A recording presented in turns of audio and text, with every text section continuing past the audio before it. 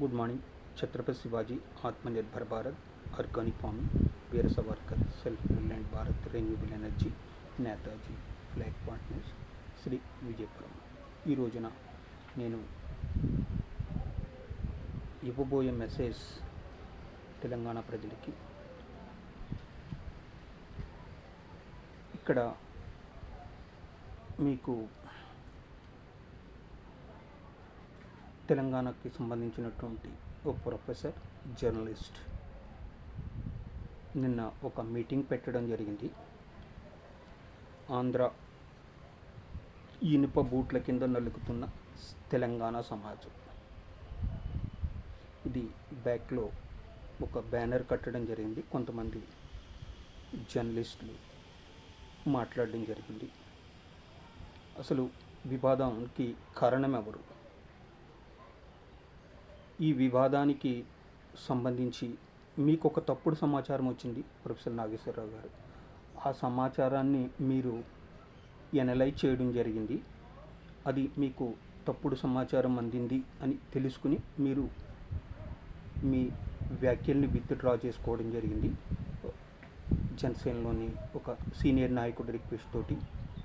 కాకపోతే పార్టీ కార్యకర్తలు కొన్ని ఆంధ్రప్రదేశ్లో మీకు కొన్ని పోలీస్ స్టేషన్లో కేసులు పెట్టడం జరిగింది.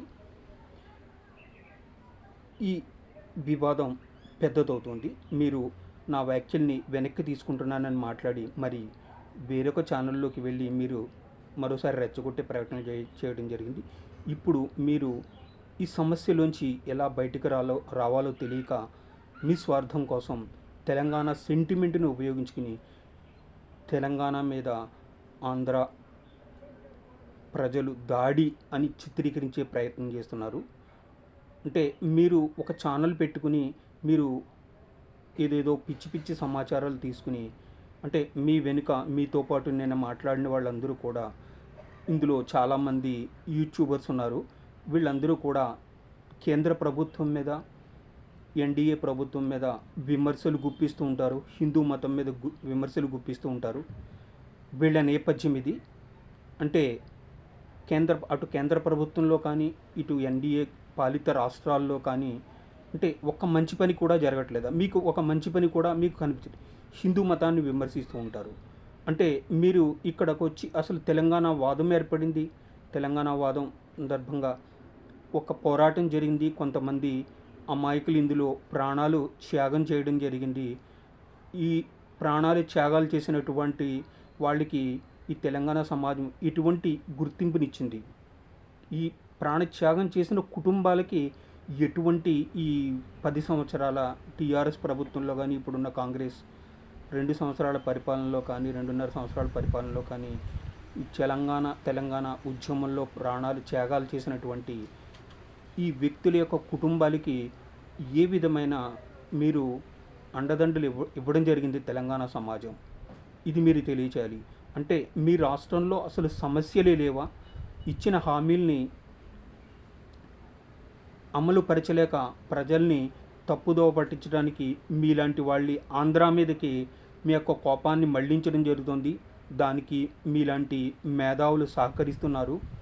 ఇక్కడ తెలంగాణ ప్రజలకి నేను చెప్పదలుచుకుంది, ఒక బూజు పట్టిన సిద్ధాంతాన్ని పట్టుకుని, అంటే మీరు తెలంగాణ రాష్ట్రం కావాలన్నారు. అంటే మీకు ఆంధ్ర వాళ్ళ డామినేషన్ పెరిగిపోయింది. ఇక్కడ ఆంధ్ర పాలకులు అని మీరు మాట్లాడడం జరిగింది. ఈ 12 సంవత్సరాల్లో మీరు తెలంగాణ అభివృద్ధి చెందిందా లేదా? అంటే గత ప్రభుత్వం తీసుకొచ్చిన డెవలప్మెంట్ దాని కంటిన్యూషన్ జరిగిందా? కొత్తగా డెవలప్మెంట్ ఏమైనా చేయడం జరిగిందా? ఒక దళితుడిని ముఖ్యమంత్రిని చేస్తానని తెలంగాణ ఉద్యమం చేసి తర్వాత తన సీఎం సీట్లో కూర్చుని తన వారసులకి సీఎం పీఠాన్ని అప్పగించే ఈ విధానంలో వెళ్ళినటువంటి ఈ కేసీఆర్ ఎంతవరకు తెలంగాణ ఒక సర్ప్లస్ ఎకనామీని అప్పగించడం జరిగింది. ఈ రోజున తెలంగాణ ఎకనమీ మైనస్లో ఉంది. దీనికి తెలంగాణ సమాజం ఆలోచించాలి. ఒక బూజు పట్టిన సిద్ధాంతాలని పట్టుకుని ఇదే పీచుమిఠాయి తినండి అని మాట్లాడడం ఎంతవరకు? మీరు నిజంగా ఆంధ్ర ప్రజలే మీకు ఇదే ధోరణి మీరు ఆంధ్ర ప్రజలే మీకు మీ అభివృద్ధికి మిమ్మల్ని ఏదో ఇనప బోట్లతో తుప్పు పట్టిన వీటితోటి మిమ్మల్ని తొక్కిస్తున్నారు అని మీరు నమ్మితే, అంటే ఉమ్మడి మద్రాసు రాష్ట్రం నుంచి తెలుగు రాష్ట్రం ఏర్పడింది. చాలా కాలం సినిమా ఇండస్ట్రీ అంతా కూడా మద్రాసులోనే ఉంది. గౌరవ ముఖ్యమంత్రి, మాజీ ముఖ్యమంత్రి దివంగత నందమూరి తారక రామారావు గారు ఈ తెలుగు అక్కడ ఉన్నటువంటి సమస్యల్ని అధిగమించడానికి ఈ ఫిల్మ్ ఇండస్ట్రీని తెలంగాణకి ఉమ్మడి ఆంధ్రప్రదేశ్కి తీసుకురావడం, ఎన్నో ప్రోత్సాహకాలు ఇచ్చి ఉమ్మడి ఆంధ్రప్రదేశ్కి తీసుకురావడం జరిగింది. ఇప్పుడు మీరు ఆంధ్ర హీరోలు, ఆంధ్ర వ్యాపారస్తులు, ఆంధ్ర ఇండస్ట్రియలిస్టులు ఇదే ధోరణిలో మీరు మాట్లాడితే, ఇప్పుడు ఏదైతే ఉమ్మడి మద్రాసు రాష్ట్రం నుంచి సినిమా ఇండస్ట్రీ ఉమ్మడి ఆంధ్రప్రదేశ్కు షిఫ్ట్ అవ్వడం జరిగిందో, అదేవిధంగా మీ యొక్క ధోరణి మారకపోతే ఇటువంటి మేధావులు మిమ్మల్ని రెచ్చగొడుతున్నారు.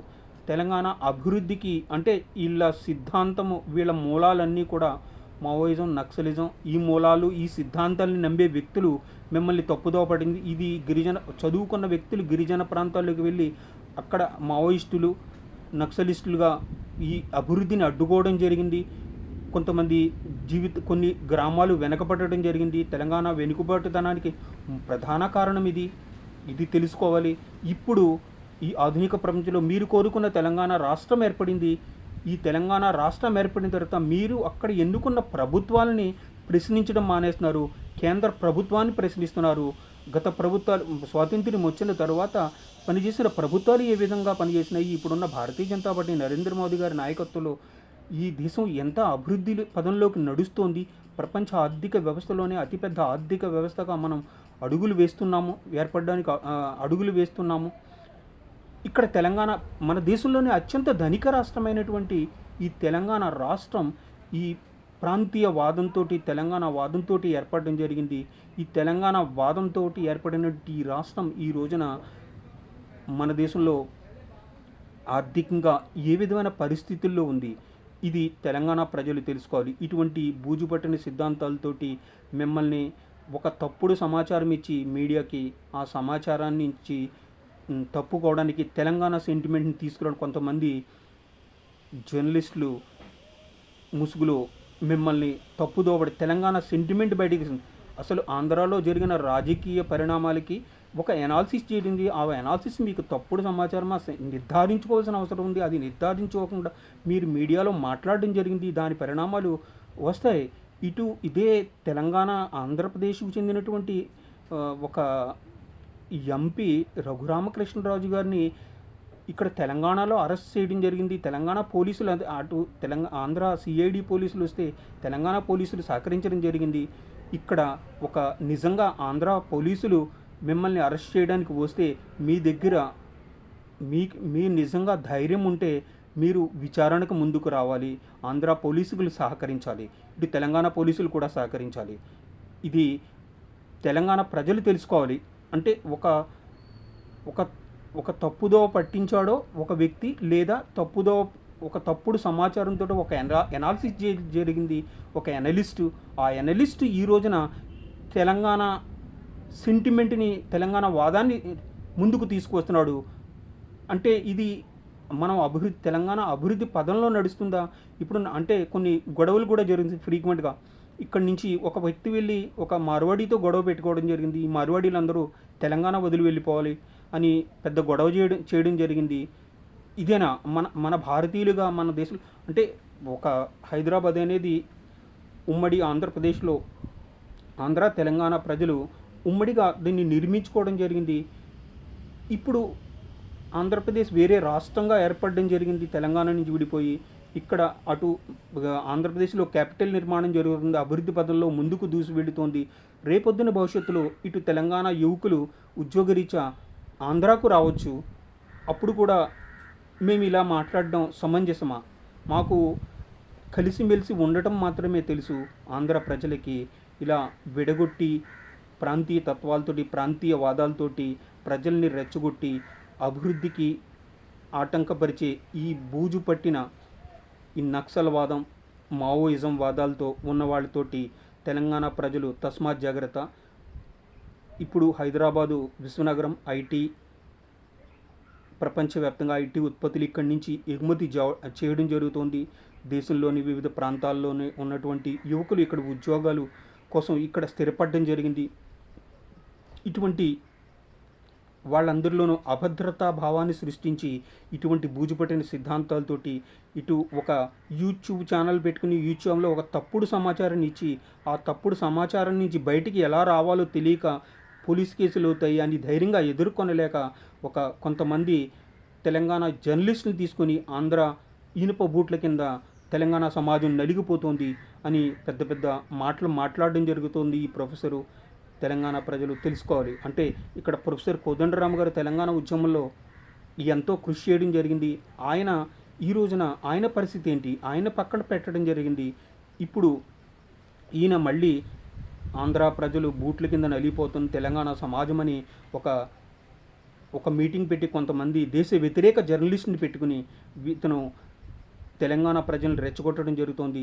తెలంగాణ ప్రజలు ఇవన్నీ తెలుసుకోవాలి జాగ్రత్తతో. మీ తెలంగాణ అభివృద్ధిలో దేశ ప్రజలందరి అభివృద్ధి సహకారం ఉంది. ఇది తెలంగాణ ప్రజలు తెలుసుకోవాలి. ఈ రోజున తెలంగాణలో భూముల రేట్లు 10 కోట్ల నుంచి 50 కోట్ల వరకు ఉన్నాయి. అదే ఆంధ్రప్రదేశ్లో చూసుకుంటే 50 లక్షలు 10 కోట్లు మ్యాక్సిమం ఇంతవరకు ఉంటుంది ఏరియాని బట్టి. అంటే తెలంగాణకి ఆంధ్రప్రదేశ్కి తేడా తెలుసుకోండి. మీకు పచ్చని పొలాలు ఇవి 50 లక్షలు. ఇక్కడ తెలంగాణలో ఎందుకు పనికిరాని భూములు ఈ రియల్ ఎస్టేట్ పేరుతోటి 10 కోట్ల నుంచి 50 కోట్ల వరకు ధర పలుకుతున్నాయి. అంటే ఇతర రాష్ట్రాల నుంచి ఇతర దేశాల నుంచి కొంతమంది ప్రజలు స్థిర నివాసం ఏర్పడడానికి హైదరాబాద్ నగరం తమకు ఎంతో నచ్చిందని ఇక్కడికి రావడం జరుగుతుంది. ఇటువంటి బూజుపట్టిన సిద్ధాంతాలు ఇటువంటి ప్రొఫెసర్ల ఈ తెలంగాణ వాదాన్ని రెచ్చగొట్టడం, మళ్ళీ ముగిసిపోయిన అధ్యాయాన్ని తెలంగాణ ఏర్పడడానికి తెలంగాణ వాదం వచ్చింది. తెలంగాణ రాష్ట్రం ఏర్పడిన తర్వాత రాష్ట్ర అభివృద్ధికి పాటుపడాలి. ఈ తెలంగాణ వాదం వదిలే జాతీయ భావంతో ముందుకు రావాలి. హైదరాబాద్ అనేది విశ్వనగరం. అన్ని రాష్ట్రాల వ్యక్తులు ఇక్కడ స్థిరపడడం జరిగింది.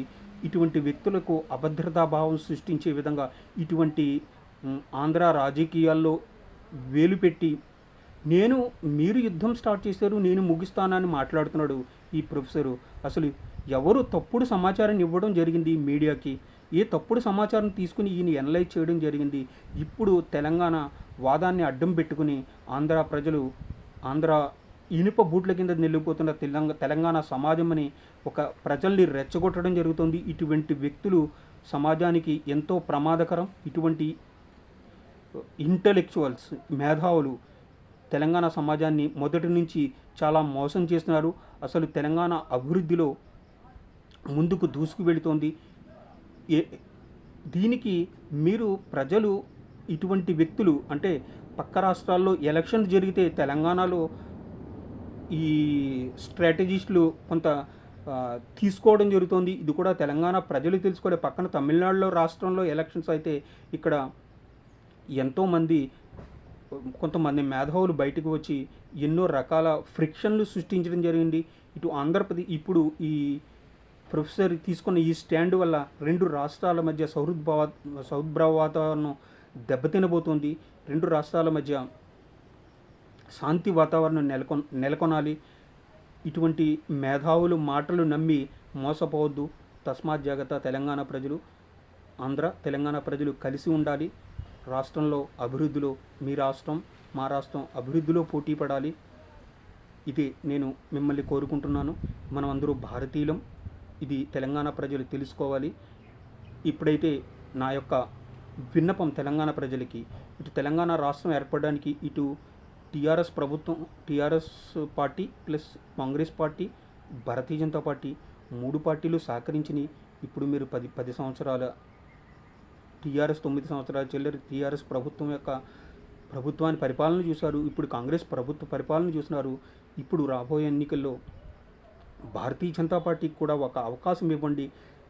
మీరు నిజమైన తెలంగాణ ఏమిటి, తెలంగాణ వికసిత్ తెలంగాణ అన్నది భారతీయ జనతా పార్టీ మీకు చేసి చూపిస్తుంది. నరేంద్ర మోదీ గారి నాయకత్వంలో వికసిత్ భారత్ వైపు మనం అడుగులు వేస్తున్నాం. ఇందులో తెలంగాణ ప్రజలు, తెలంగాణ సహకారం, రాష్ట్రం యొక్క సహకారం కావాలి. ఇదే నేను ప్రజలకి విజ్ఞప్తి చేయదలుచుకున్న విషయం. Thank you very much. Bharat మాతకి జై. జై హింద్.